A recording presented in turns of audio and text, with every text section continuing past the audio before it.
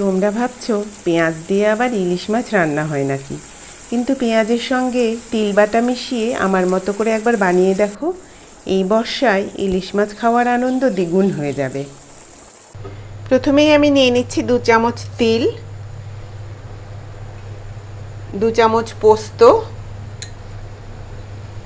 আর 7টা কাঁচা লঙ্কা দিয়ে আমি মিক্সিতে বেটে নেব।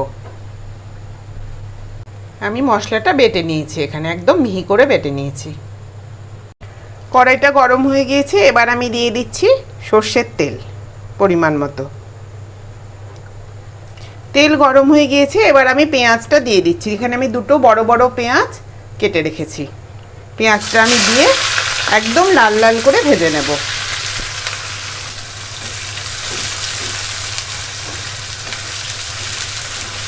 পেঁয়াজটাকে কিন্তু একদম লাল লাল করে ভেজে নিতে হবে, না হলে টেস্টটা ভালো আসবে না।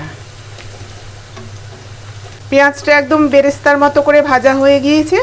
এবার আমি কিছুটা পেঁয়াজ তুলে রাখছি, বেশিরভাগটাই তুলে নেব, আর কিছুটা কড়াইতে থেকে যাবে। এবার আমি দিয়ে দিচ্ছি কালো জিরা ফোড়ন। ফোড়নের গন্ধ বেরোলে এবার আমি দিয়ে দেবো আমার বেটে রাখা মশলাটা।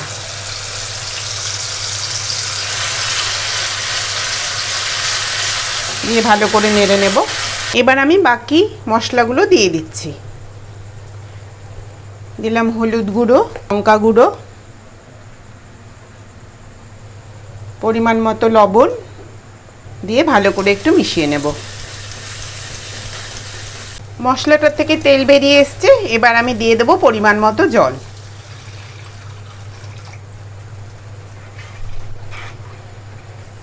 ঝোলটা ফুটে গিয়েছে, এবার আমি মাছগুলো ছেড়ে দিচ্ছি। নুন হলুদ মাখিয়ে রেখেছি মাছগুলোকে, আমি কিন্তু ভাজিনি, কাঁচা মাছটাই ব্যবহার করছি। মাছটা আমি সেদ্ধ না হওয়া পর্যন্ত ফুটিয়ে নেব। 10 মিনিট হয়ে গেল, আমার মাছটা সেদ্ধ হচ্ছে। এখন একদম সেদ্ধ হয়ে গিয়েছে, তেলটাও বেরিয়ে এসছে। এবার আমি যে বেরেস্তাটা করে রেখেছিলাম সেটা উপর দিয়ে দেব। একটা খুব সুন্দর গন্ধ বেরোচ্ছে, পেঁয়াজ আর তিলে একটা দারুণ সুন্দর গন্ধ বেরোচ্ছে। বেরেস্তাটা আমি উপর দিয়ে ছড়িয়ে দিলাম,